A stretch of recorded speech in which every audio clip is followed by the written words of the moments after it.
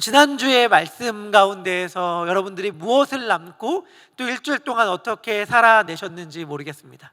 중요한 깨달음이 있었던 것 같아요. 뭐냐면 인생을 살면서 정말 우리에게 너무나도 중요한 일, 가장 중요한 일은 사실은 긴급하지 않다. 긴급하지 않으므로 그 중요한 일을 계속 우리는 뒤로 미루는 삶을 살아가고, 중요하지 않지만 긴급하고 급하다고 느끼는 일들에 대하여 반응하는 삶을 살아가는데 우린 익숙하다라는 이야기를 들었잖아요. 가장 중요한 일, 하지만 우리가 가장 더디하는 일이 뭔가? 그건 사랑이라는 이야기를 들었습니다.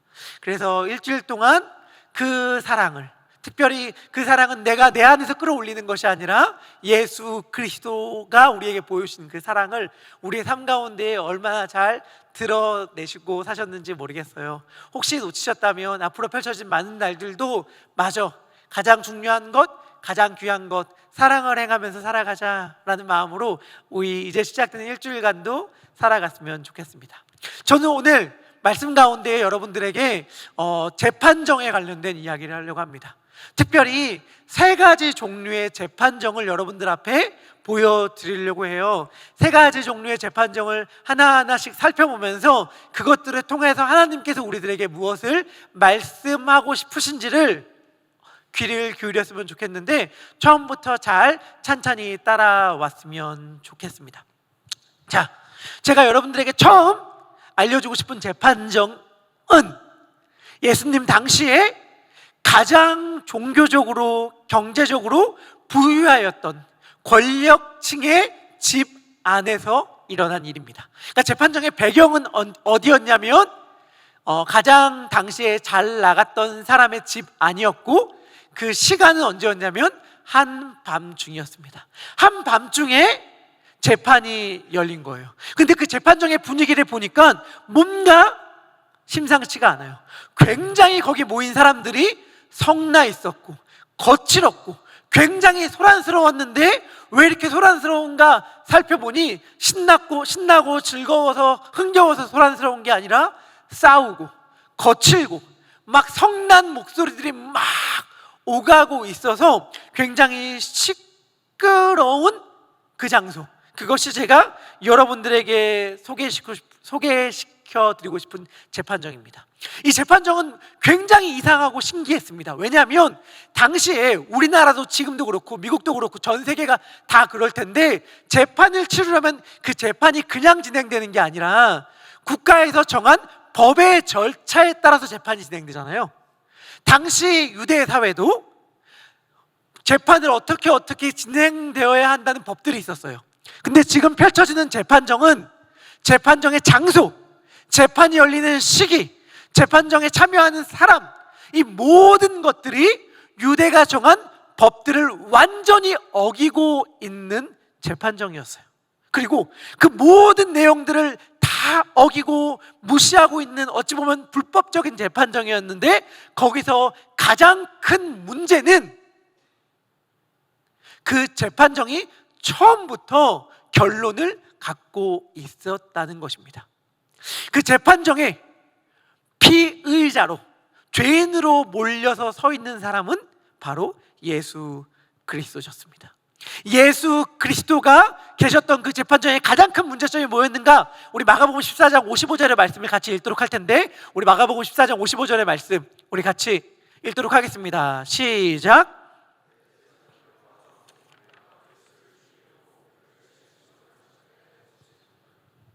아멘. 자, 이게 뭐가 문제가 있는지 아시겠어요? 예수를 죽이려고 그를 칠 증거를 찾되 얻지 못하니. 여러분, 우리가 재판의 과정을 생각하면은 이게 얼마나 말도 안 되는지 알 수 있습니다. 혹시 여기 모인 예3의 청년들 가운데 재판정에 참여한 적이 있는 분이 있나요? 혹시 배심원의 자격으로라든지 재판정에 참여한 분들이 있을까요? 사실 아마 많이 없을 거고 있다고 해도 드물 거예요. 하지만 대충 우린 그래도 어느 정도 다 알고 있잖아요. 저도 재판정에 한 번도 참석해 본 적이 없어요.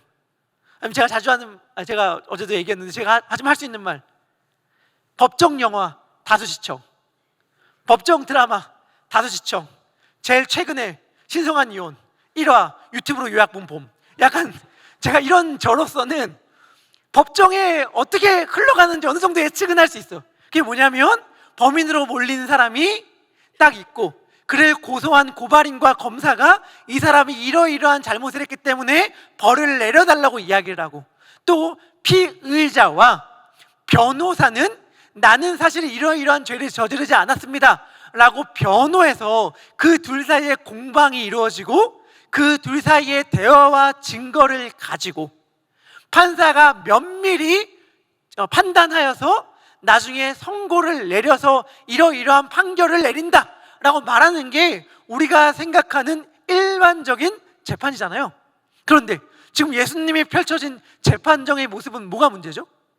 일단은 판사가 먼저 판결을 내렸어. 판사가 먼저 판결을 내렸어요. 뭐예요? 사형, 죽이려고 한다 라는 거잖아요. 판사가 일단 먼저 판결을 딱 내리고, 죽이려고 하는데 그 증거들 좀 모아봐. 사실은 예수님에 대한 수많은 증거와 고발 자료들이 사형이라는 결론에 달한다면 그 결론에 입각하여 사형 판결을 내리는 게 맞을지 모르겠지만, 먼저 결론을 내리고 그 다음에 증거를 찾는 게 어디 있어요? 이건 말도 안 되잖아요. 우리가 이 일들에 대해 굉장히 억울해합니다. 왜냐하면 우리도 이러한 경험들이 다 있거든요. 우리는 물론 이런 심각한 재판과 사형의 문제는 아니지만 우리가 다 경험하는 것들 뭐예요? 일단 싫어. 일단 저 사람이 싫어. 일단 마음에 안 들어. 일단 색안경을 끼고 딱 봤어. 그 다음에 우리가 그 사람이 싫은 이유를 하나씩 이렇게 덧붙이는 경우들이 많이 있잖아요. 일단 제가 순간 원고에도 없는 저희 부부 얘기를 하려고 하다가 지금 안 하는 게 낫겠다 싶어서 접지만, 여하튼간 우리가 생각할 때에 이런 모든 경험들을 우리가 다 싫어해요. 그리고 누군가가 이유도 없이 먼저 나를 싫어한 다음에 그 다음에 나에게 트집거리를 찾아내는 경험들을 다 당한 적이 있을 터이고, 그것들에 대해 유쾌하게 여기는 사람은 아무도 없을 거예요. 하지만 그건 어느 정도의 감정의 문제라고 한다면 이건 생명의 문제잖아요. 이러면 안 되는 거잖아요. 그런데 문제는 뭐예요? 이 엉터리인 재판정의 모습들 안에서조차도 예수님을 완전히 죽이려고 작당한 사람들의 모습들조차도 허점투성이라는 거죠. 우리 마가복음 14장 56절의 말씀 우리 같이 읽도록 하겠습니다. 시작.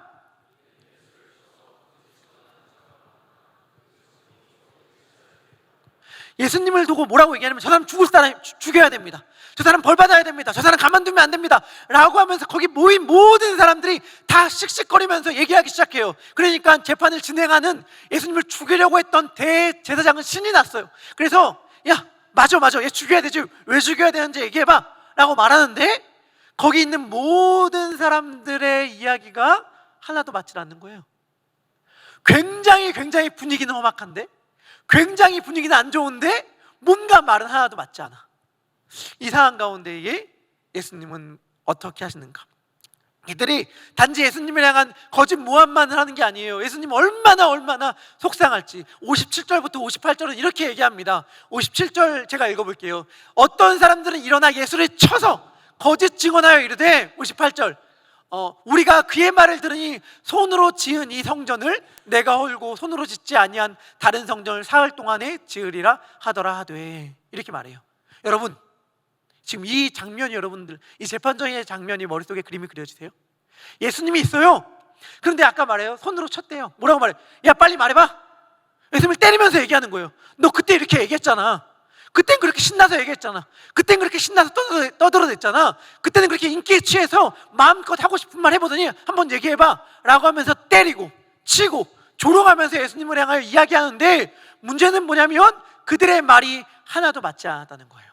그리고 이 상황 가운데서 억울한 죄인으로 잡혀있는 예수님은 실제로 이들이 이야기하는 말들을 한 적이 없어요. 이들은 지금 이렇게 얘기합니다. 이 사람이 성전을 무너뜨리겠다고 말했습니다. 그리고 사흘 만에 성전을 다시 세우겠다고 말했습니다. 이게 말이나 됩니까? 성전이 우리들에게 얼마나 소중한 장소인데.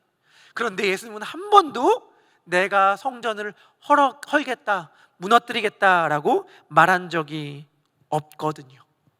예수님이 이렇게 말씀하신 적은 있어요. 요한복음을 보면 뭐라고 말씀하셨냐면, 바로 너희들이 이 성전을 허물어뜨려라. 너희들이 이 성전을 허물어뜨린다면 내가 사흘 만에 다시 살려주겠다라고 말한 적은 있지만, 내가 성전을 헐어버리겠다 이렇게 말한 적은 없단 말이에요. 그러니까 예수님은 지금 굉장히 할 말이 많으십니다. 자기를 죽이려고 모인 사람들 앞에서 예수님이 얼마나 할 말이 많으셨을까요? 야, 잠깐만 스톱. 잠시만요. 재판장님, 가만히 듣다 보니까 지금 이들끼리도 하는 말이 하나도 맞지 않잖아요.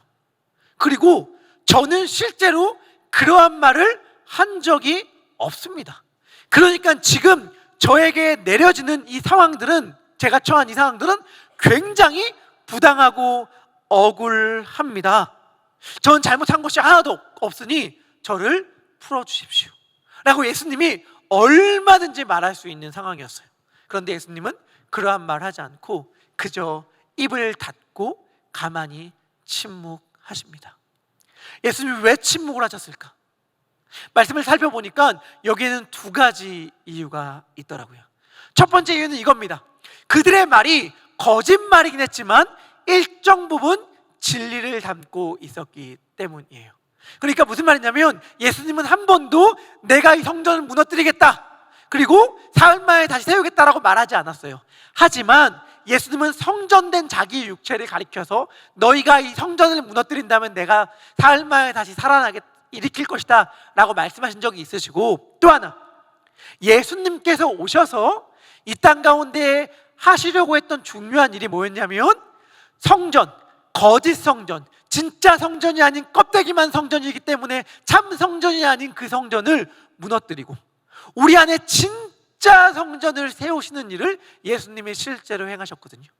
그러니까 지금 예수님을 고발하는 무리들의 그 말은 예수님이 실제로 하지 않았을 말이지만, 그들이 했던 말들은 예수님이 그 몸으로 앞으로 실제로 할 일들을 미리 그들은 몰랐지만 한 말이기 때문에 침묵함으로 예수님은 그 일에 대하여 동의해 주신 거예요.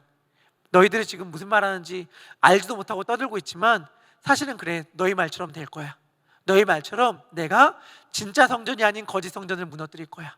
그리고 내가 진짜 성전을 세워줄 거야 라고 예수님은 침묵으로 말씀하고 계신 셈이죠. 또 하나, 예수님이 침묵하신 이유는 무엇보다도 이건데, 말씀을 이루려 하심입니다. 아마 교회를 오랫동안 다니신 분들은 이사야서 53장에 예수님께서 어린 양처럼 털 깎는 자 앞에서 입을 열지 않고 잠잠하였다는 어린 양과 같았다는 이야기를 기억하실 것입니다. 단지 그 말씀뿐만이 아니에요. 예수님은 지금 여기서도 몸으로 시편의 말씀을 살아내고 계십니다. 시편 38편 11절의 말씀인데요, 시편 38편 11절의 말씀 우리 같이 읽도록 하겠습니다. 시작.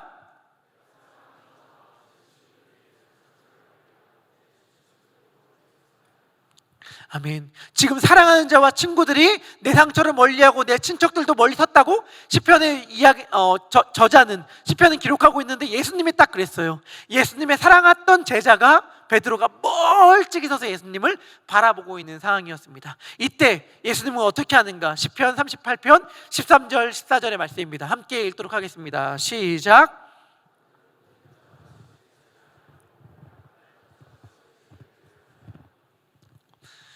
나는 듣지 못하는 자 같아서 내 입에는 반박할 말이 없나이다. 아멘. 예수님은 시편 38편의 말씀처럼 그 모든 부당한 사람들 앞에서 침묵하십니다. 예수님의 침묵이 이 모든 것들을 뒤에서 조종했던 대제사장의 마음을 조급하게 만들었을 거예요. 왜냐하면 대제사장은 지금 예수님께 어떠한 건덕지라도 잡아서 사형 선고를 내려야 하는데, 지금 모든 들리는 고소들은 말이 하나도 맞지 않고 다 거짓말이기 때문에 이것들로는 예수님에 대한 사형 판결을 내릴 수가 없어요. 그래서 참다 못 참고 대제사장이 직접 이 재판에 뛰어듭니다. 61절의 말씀입니다. 마가복음 14장 61절 말씀 같이 읽도록 하겠습니다. 시작.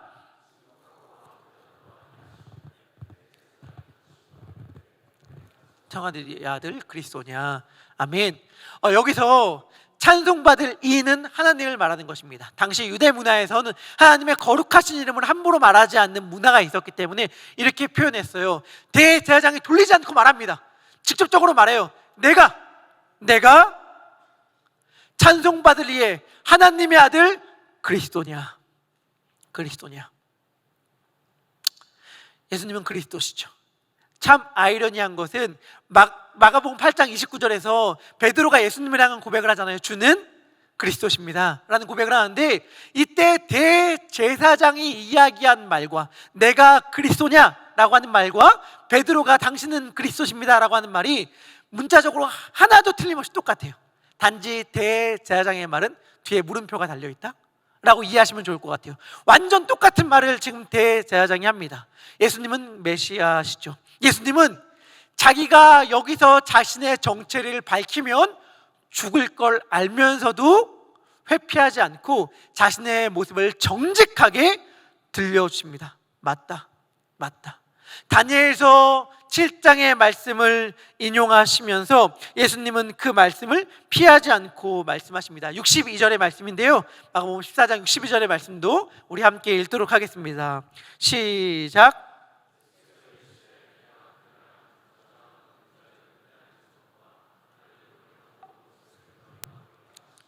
아멘. 예수님은 네 말처럼 내가 찬송받으시의 아들 그리스도다라고 말하십니다.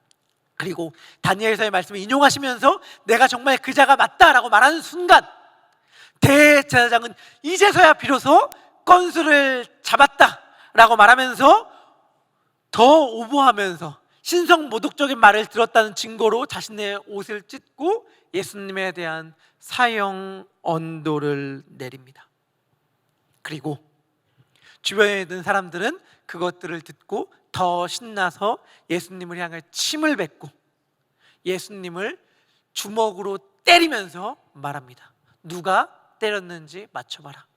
예수님의 눈을 가린 상태로 예수님을 향해 거침없는 주먹질을 하면서 누가 때렸는지 네가 만약 메시아라면, 선지자라면 맞춰봐 라고 이야기를 하죠. 하지만 이들은 당시에 로마의 지배 아래 있었기 때문에 실제적으로 사형을 언도하고 집행할 권한은 없었어요. 그래서 이 재판은 정식 재판이 아니라 모의 재판이었고, 이 재판의 목적은 다음날 로마의 재판정에, 빌라도의 재판정에 이 사람이 우리가 조사를 해보니 사형을 받아 마땅한 사람이다 라고 하는 근거를 마련하기 위한 재판이었습니다. 이 결론을 가지고 다음날 예수님은 로마의 법정에 갈 것입니다. 이들은 로마의 칼을 이용해 예수님을 죽이려고 했습니다. 이것이 첫 번째 재판정에서 일어나는 사건이었고, 첫 번째 재판정에서 예수님은 무기력하게 사람들에게 조롱당하고 맞으면서도 자신의 정체를 숨기지 않았고, 자신의 정체를 숨기면 죽음에 넘겨진다는 걸 알면서도 그것을 회피하지 않으셨습니다.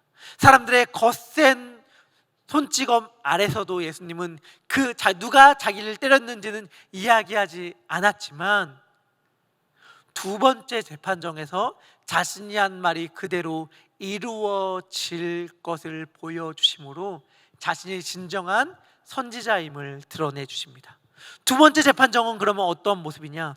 지금 펼쳐진 것이 첫 번째 재판정, 예수님의 재판정이었다고 한다면, 두 번째 재판정은 거기와 멀지 않은 곳에서 있었습니다. 한 집안에서 일어난 사건이었어요. 예수님의 재판은 집안의 안에 있는 뜰 가운데 위쪽에 있는 윗뜰이었다면, 두 번째 재판은 집안에 있는 안뜰 가운데 아래쪽에 있던 아랫뜰에서 펼쳐지는 이야기였습니다.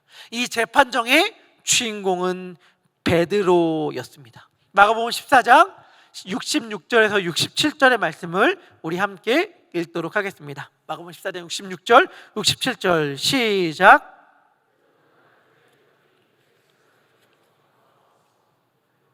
(67절의) 말씀도 함께 읽을까요? 시작. 너도 나사렛 예수와 함께 있었도다 하거늘. 아멘. 두 번째 재판정에서 피의자는 베드로였고, 검사라고 해야 될까, 고발자라고 해야 될까 하는 존재는 여종이었습니다. 당신 계절은 봄이었는데 밤에 쌀쌀한 공기를 피해서 불을 쬐고 있던 베드로를 여종이 찾아가서 고발합니다. 너 방금 전 사로잡혀간 나사렛 예수와 함께 있던 사람 아니냐? 라고 이야기를 합니다. 이때 베드로는 불을 쬐고 있었어요. 불을 쬐고 있었던 그때의 그 불을, 마가복음은 우리가 불 쬐다 할 때 익숙한 거는 열이 나는 거잖아요. 열 나는 불을 가리킬 때 흔히 사용하는 피르라는 그리스어가 아니라 빛이라는 말을 사용할 때 주로 사용하는 포스라는 말을 사용해서 이 단어를 기록하고 있습니다. 다시 말하면 사실은 지금 베드로가 추위를 피해 불을 쬐고 있는 것처럼 보였지만 그 장면은 베드로가 추위를 피해 불을 쬐고 있는 장면이 아니라 베드로의 실체가 어떤지가 밝은 빛 가운데서 낱낱이 드러나는 장면이었습니다. 베드로가 그 여종의 고발을 듣고 말합니다. 아닙니다. 나는 그 사람과 함께 있던 자가 아닙니다. 라고 베드로는 이야기합니다. 마가복음 14장 68절의 말씀입니다. 우리 같이 읽도록 하겠습니다.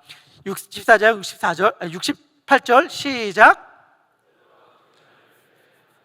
말하는 것이 무엇인지 알지도 못하고 깨닫지도 못하겠노라며 앞뒤로 나갔세. 아멘.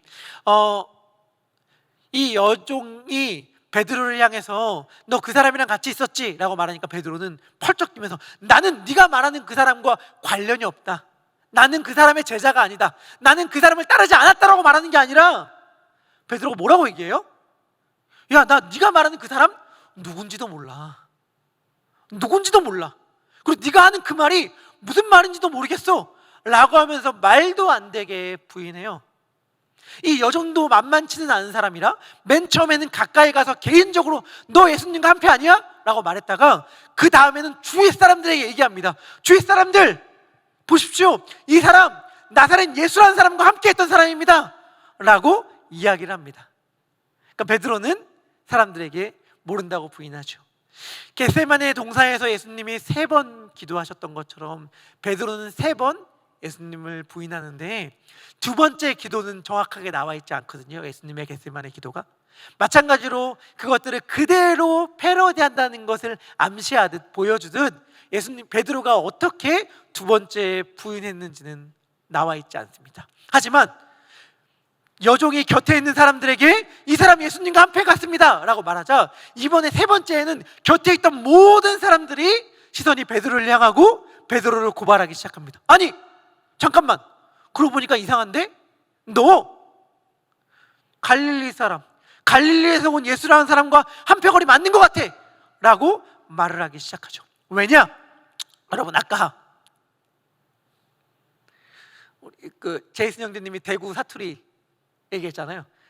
저는 대구 사투리를 너무 사랑하는데 대구 사투리를 쓰는 사람들이 있잖아요. 그리고 우리는 그 사람이 난 이제 사투리 안 써요. 난 이제 서울말만 씁니다. 난 이제 말 잘할 수 있습니다 라고 말해도 다 알잖아요. 속아주는 사람도 있고 안 속아주는 사람도 있지만 다 알죠. 아유, 애쓴다 이렇게 느끼잖아요. 근데 정말 갈릴리 사람이 딱 그랬거든요. 갈릴리 사람들은 자기만의 지독한 사투리가 있었어요.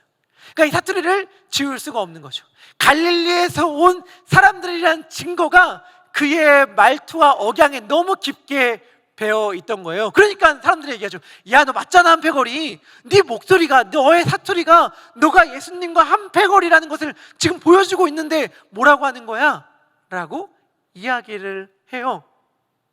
첫 번째 재판정에서 예수를 범인으로 몰고 가려고 했던 증언들은 하나도 맞는 게 없는 다 거짓 고발이었지만 지금 베드로를 고발하고 있는 이 증거들은 사실은 너무나도 확실한 증거였단 말이죠.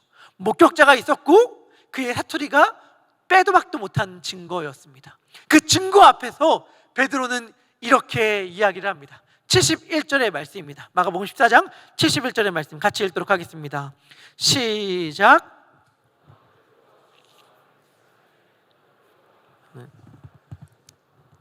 아멘. 베드로가 이 앞에서 저주하고 맹세합니다. 이때 베드로가 저주하였다는 말은 아마도 이런 뜻일 겁니다. 어떤 뜻이냐면, 내가 만약 그 사람을 알면 나에게 천벌이 내릴 것이다. 내가 만약 그 사람을 알면 내가 당장 내 손에 장을 지질 것이다. 이런 식의 말일 거예요. 하지만 해석은 가능해요. 뭐냐면 지금 부인하려고 했던 예수님을 저주하고 욕하면서 부인했다고 말하는 것도 해석은 가능하거든요. 마치 어떤 이단 종파에 빠진 거로 의심받는 사람이 그 종파 소속이 아닌 거를 증명하기 위해서 교주 욕해봐, 교주 삐리리 해봐 라고 말하면 우리가 믿어줄게 라고 말하는 것과 같은 장면일 수도 있는 거예요. 베드로는 지금 저주하며 예수님을 모른다고 부인했고, 베드로는 이 생명을 건 거짓말로 인해서 자신의 목숨을 부지하게 됩니다. 이 재판정을 신속하게 빠져나온 베드로의 귀에 갑자기 어떠한 소리가 들리기 시작합니다. 마가복음 14장 72절의 말씀입니다. 우리 14장 72절의 말씀 같이 읽도록 하겠습니다. 시작.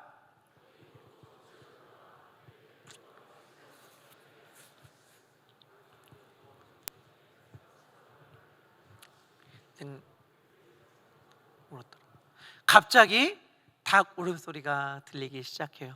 누군가는 이 닭 울음소리가 그냥 상징적인 의미로 로마의 경비대들이 교대하는 시간을 알리는 나팔 소리, 그걸 칼리키움이라고 하는데 그것이다 라고 말하는 사람들도 있지만 그 근거는 사실 많지는 않은 것 같고 그냥 닭 울음소리로 이해하면 좋을 것 같아요. 당시에 닭 울음소리는 밤 12시부터 3시 사이에 3번을 울었다고 얘기하거든요. 밤 삼경이라고 말하는 12시부터 자정부터 새벽 3시까지 3번을 울었는데 12시 반, 1시 반, 2시 반에 울었다고 합니다. 첫 번째 닭이 12시 반에 울고 1시간 뒤에 1시 반에 두 번째 닭이 울었을 때에 지금 베드로가 갑자기 그 소리를 듣게 된 것이죠. 그리고 베드로는 그 닭 울음소리를 듣자마자 펑펑 울기 시작합니다. 여러분, 나는 절대로 그 사람을 모릅니다. 나는 그 사람을 알지도 못하고 당신이 하는 말이 뭔지 하나도 못 알아먹겠습니다. 내가 만약 그 사람을 안다면 내가 당장 벼락을 받아도 할 말이 없겠습니다. 아니, 당신이 말한 그 사람이 누굽니까? 내가 그 사람 욕이라도 해줍니까? 라고 말하고 그 자리를 도망치듯 빠져나왔던 베드로가 닭 울음소리를 듣자 갑자기 왜 펑펑 울었을까요? 살았다. 죽을 뻔했는데 까딱하면 나도 예수님과 한패인 게 들켜서 어떤 봉변을 당할 줄 모르는 상태 가운데 있었는데 와, 큰일 날 뻔했네. 와, 정말 까딱하면 나도 똑같은 예수님이 죽음의 자리에 넘겨졌던 것처럼 그 자리에 처했을 수도 있겠다 라고 생각했던 그 걱정 때문에 지금 살아남았다는 안도의 한숨과 함께 긴장이 풀리면서 흘렸던 눈물이었을까요? 그건 아니었겠죠.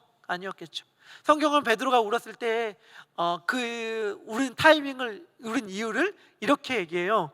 닭이 2번 울기 전에 너가 나를 3번 부인할 것이다 라고 말하는 예수님의 말씀이 기억나서 울었다. 왜 그게 베드로로 하여금 울게 만들었을까요? 베드로는 예수님이 네가 오늘 밤, 내일 밤도 아니야, 모레 밤도 아니야, 오늘 밤 닭이 2번 울기 전에 내가 나를 3번 부인할 거야 라고 말씀하셨을 때에 베드로는 예수님께 얘기했거든요. 예수님, 저는 절대로 예수님 부인 안 합니다 라고 얘기했어요. 그리고 이거는 완전한 진심이었을 겁니다. 베드로는 확신했어요. 뭘 확신했냐면 나는 절대로 예수님 부인 안 해. 나는 죽었다 깨어나도 예수님 모른 척 안 할 거야 라고 확신했어요. 그런데 예수님을 3번이나 부인했잖아요. 예수님을 3번이나 부인하고 닭이 울자 베드로는 깨달았던 거예요. 뭐냐면 난 내가 이럴 줄은 몰랐는데 난 내가 이렇게 무너질 줄은 몰랐는데, 내가 이렇게 망가질 줄은 몰랐는데, 내가 이렇게 이런 형편없는 사람인 줄은 몰랐는데 라고 하면서 형편없는 자신의 모습을 직면하는 시간을 갖게 되었을 거예요. 여러분들 가운데 혹시라도 그런 생각들, 경험들 할 때 있지 않아요? 아, 나는 내가 이럴 줄 몰랐어. 난 내가 이렇게 형편없는 사람인 줄 몰랐어. 난 내가 이렇게 이기적인 사람인 줄 몰랐어. 난 내가 이렇게 속이 좁은 사람인 줄 몰랐어. 난 내가 나름 좀 괜찮은 사람인 줄 알았는데, 나에게 어려운 일, 힘든 일, 불편한 상황이 딱 닥치니까 금방 원망이 나오고, 금방 미움이 나오고, 금방 이기적이 되고, 나만 아는 속 좁은 사람이 되더라고. 난 내가 이렇게 부족한 사람인 줄 몰랐어. 아무런 문제 없이 신앙생활 할 때는 나도 나름 예수님 잘 믿는 줄 알았고, 나도 나름 믿음 생활 잘하는 줄 알았는데, 어느 순간 시험과 환난과 고난과 어려움이, 하나님께 거절받는 듯한 경험이 나를 찾아오자 내가 이렇게 믿음 없는 줄 몰랐어 라고 하는 경험들, 아마 여기 계신 분들 가운데 한정 많으시잖아요. 베드로는 지금 자신의 바닥을 본 거예요. 그러면서 안 거죠. 아, 난 내가 이럴 줄 몰랐는데 진짜 내가 이렇게 형편없는 사람이었구나. 내가 이렇게 3년 반 동안이나 목숨 걸고 따라다닌 분을, 내가 바다 가운데 빠졌을 때, 물 가운데 빠졌을 때 나를 건져서 일으켜 세우셨던, 나의 장모님을 고치셨던 그분을 나를 떠나서서 나는 죄인이로소이다 말해주셨는데, 나를 품에 안으시고 사람 낚는 어부로 삼아주시겠다고 말한 그분을 내가 부인하다니, 내가 이렇게 형편없는 놈이었구나. 나는 내가 이렇게 형편없는 줄 몰랐는데 라고 하는 자각과 동시에 베드로가 깨달을 수밖에 없었던 것, 그게 뭐죠? 근데 예수님은 알고 계셨구나. 내가 이렇게 형편없는 사람인 줄 나는 몰랐는데, 나는 이렇게 내가 믿음 없는 사람인 줄 몰랐는데, 나는 이렇게 예수님을 부인하고 모른다고 말할 사람인 줄 몰랐는데, 예수님은 다 알고 계셨구나. 예수님은 내가 예수님을 부인할 것도 알고 있었고, 내가 예수님을 저주하며 모른다고 말할 것도 다 알고 계셨구나. 다 알고 계시면서 나를 사랑하셨구나. 다 알고 계시면서 나를 안아주고 계셨구나. 다 알고 계시면서 나를 믿는다고 말하고 계셨구나. 다 알고 계시면서 나와 함께 하고 싶으셨구나 라는 것을 베드로가 깨달은 거예요. 그 사랑이 베드로로 하여금 펑펑 울게 한 거죠. 우리는 금방, 내가 신앙생활 잘할 때는 매주 빠짐없이 교회 나오는데, 어느 순간 바빠지고 힘들어지고 일은 많고, 이러면 예배를 조금씩 게을리하고, 그러다가 교회도 멀어지고, 정말 오랫동안 교회를 안 다녔다가 한번 교회 나가볼까? 라고 해서 예배당에 나왔는데 그때 깨닫게 되는 거죠. 나는 내가 이렇게 신속하게 예수님을 떠날 인간인 줄 몰랐는데, 예수님은 그걸 다 알면서도 나를 환영해주고 안아주고 참아주고 기다려주는 분이셨구나. 베드로가 이 예수님의 사랑을 알게 되자 그는 그저 눈물을 펑펑 흘릴 수밖에 없었습니다. 이게 두 번째 재판정에서 펼쳐진 이야기였습니다. 이제 마지막 세 번째 재판정입니다. 이 세 번째 재판정의 주인공은 바로 우리 자신입니다. 우리 자신. 이 재판정이 열리는 장소는 가정일 수도 있고, 학교일 수도 있고, 직장일 수도 있고, 교회일 수도 있습니다. 첫 번째 재판정에서 예수님은 정직하게 자신이 누구인지 드러내 보이심으로 죽음에 넘겨지셨고, 두 번째 재판정에서 베드로는 예수님을 모른다고 부인함으로, 거짓함으로 살아남았습니다. 그리고 세 번째 재판정에서 환경과 상황들은 우리들에게 질문합니다. 너는 누구냐? 너는 누구냐? 예수님은 자신이 누구냐라는 그 질문을 외면하지 않음으로 죽음 선고를 받았고, 베드로는 너가 이러한 사람이 아니냐라는 질문 앞에 아닙니다 라고 말함으로 생존할 수 있게 되었습니다. 그리고 이 두 재판정을 본 우리들에게 세상은 질문하고 있는 거예요. 넌 누구야? 너는 예수님을 따르는 사람이냐? 예수님과 함께 있던 사람이냐?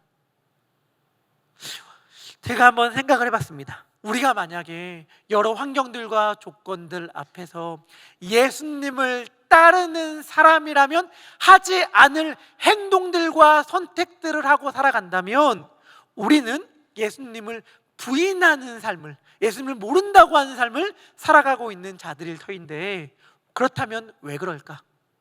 왜 우리는 우리의 일상생활의 삶 가운데서 그토록 예수님을 부인하고 모른 척하며 살아갈까? 제가 그 질문을 생각하다가 이게 무조건 정답은 아니겠지만 이러한 점 때문에 그럴 수 있겠구나 라고 하는 하나의 깨달음을 얻게 되었습니다. 그것은 뭐냐? 우리가 예수님을 누구라고 생각하는지가 예수님을 부인하는가 인정하는가를 결정짓는 가장 중요한 요소구나 라고 하는 건 말이죠. 우리가 만약에 예수님을 우리의 CEO, 우리의 최고 경영자로 여기고 살아간다면 우리는 예수님을 재판의 현장 한가운데서 부인할 수밖에 없을 것입니다.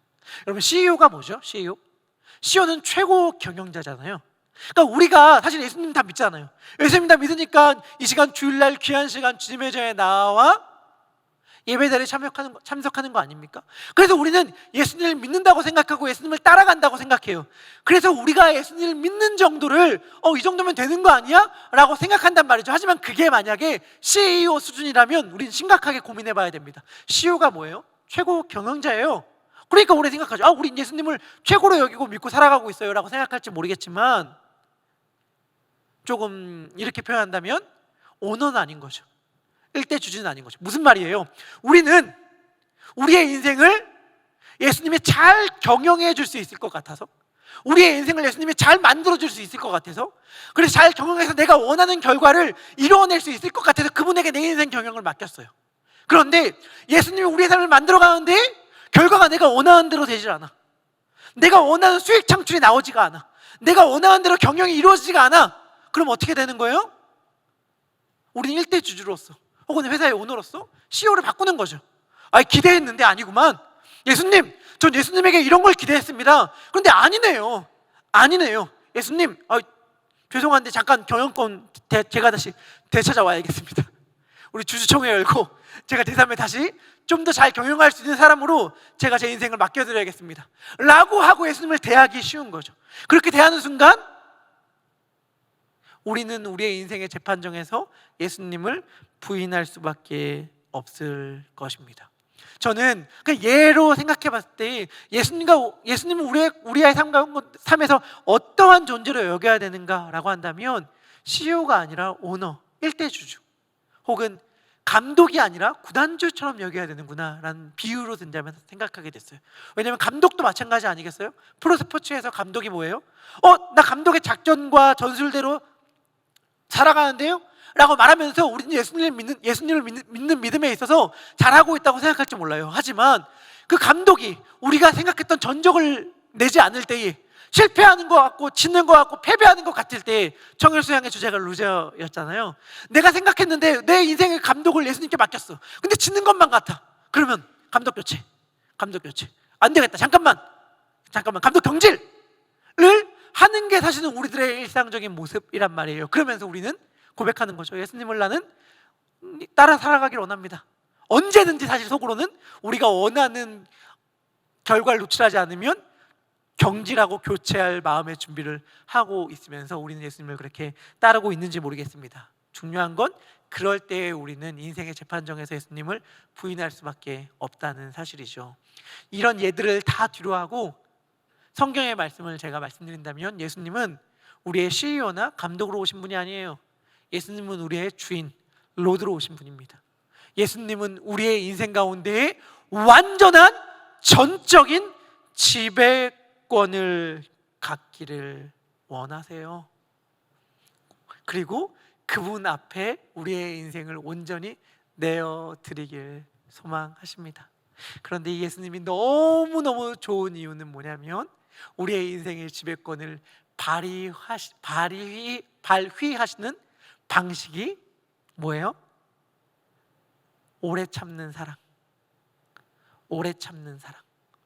마치 베드로가 자신을 부인할 것을 다 알고도 오래 참아주시는 사랑으로 예수님은 우리의 주인이 되겠다 말씀하십니다. 이제 일주일 동안 우리의 삶 가운데에 수많은 재판의 현장들이 펼쳐질 것입니다. 이 재판의 현장들 한가운데서 가족과의 대화 가운데에서, 엄마 아빠의 대화 가운데서, 친구들과의 대화 가운데에서, 직장에서의 동료들과 상사와 학교에서의 교수님들과 여러 가지 만남들 가운데에서 그 모든 사람들은 일상적인 말, 업무적인 말, 사업적인 말들을 통해서 우리들에게 질문할 거예요. 너 누구야? 너 누구야? 너 어떤 누구를 따라가고 있어? 너의 주인은 누구야? 라고 질문할 것입니다. 바라기는 이 예수님의 오래 참으심의 사랑이 우리를 움직임으로 그러한 재판의 현장 한가운데에서, 세 번째 재판장의 현장 한가운데에서 예수님을 우리들의 주인으로 고백하는 그 길이 설사 우리를 죽음의 길로, 아픔의 길로, 고난의 길로, 희생과 헌신의 길로 인도한다 하더라도 예수님을 주인으로 고백하는 우리 모든 예삼의 청년들이 되었으면 좋겠습니다. 우리 그러한 마음을 가지고 함께 찬양했으면 좋겠습니다. 베드로는 넘어졌습니다. 베드로는 무너졌습니다. 베드로는 무너졌지만 예수님은 무너지지 않았습니다. 이게 무엇을 우리들에게 말해주는가? 예수님의 사랑은 베드로의 무너지고 무너지지 않고에 달려있지 않았다는 걸 이야기해 줍니다. 여러분들, 엄마 아빠가 우리들을 교육할 때에 우리들이 너무 말썽을 피우면 엄마 아빠가 이렇게 얘기를 해요. 너 한 번만 더 그러면 나가라. 한 번만 더 그러면 내 아들, 내 딸, 내 자식 아니다.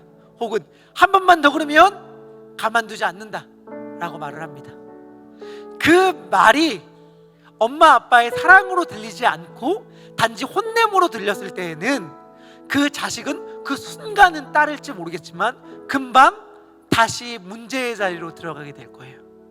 그런데 그 자녀가 변화하는 순간은 언제인 줄 아세요? 변화하는 그 순간? 변화하는 그 순간은 뭐냐면 우리의 부모가 지금 한 번만 더 그러면 가만 안 둘 줄 알아 라고 하는 그 짓을 수없이 반복한다 하더라도 여전히 나를 사랑해 주시는 분이구나 라고 하는 것을 완전히 깨달을 때에 그때부터 변화가 시작되는 거거든요. 예수님은 이러한 방식으로 우리들을 바꾸셔요. 수없이 부인하고 우리들을 예수님을 수없이 실망시켜 드려도 예수님은 우리를 사랑하셔요. 우리의 어떠함이, 우리의 부족함이, 우리의 죄가 우리를 향한 예수님의 사랑을 결코 막을 수 없어요. 중요한 것은 뭐냐면 그 사랑을 온전히 깨달을 그때에 그 순간 우리는 더 이상 예수님을 부인하지 않게 된다는 사실이에요. 그래서 우리가 먼저 행해야 될 것은 무엇이냐면 안 넘어지려고, 안 자빠지려고, 죄 안 지려고 이 악물고 노력하는 것이 아니라 그분의 사랑이 얼마나 큰지, 그분의 완전하심이 얼마나 위대하고 아름다운지를 생각하고 기억하고 고백하고 찬양하는 것입니다. 우리 그런 마음을 담아서 함께 찬양하도록 하겠습니다.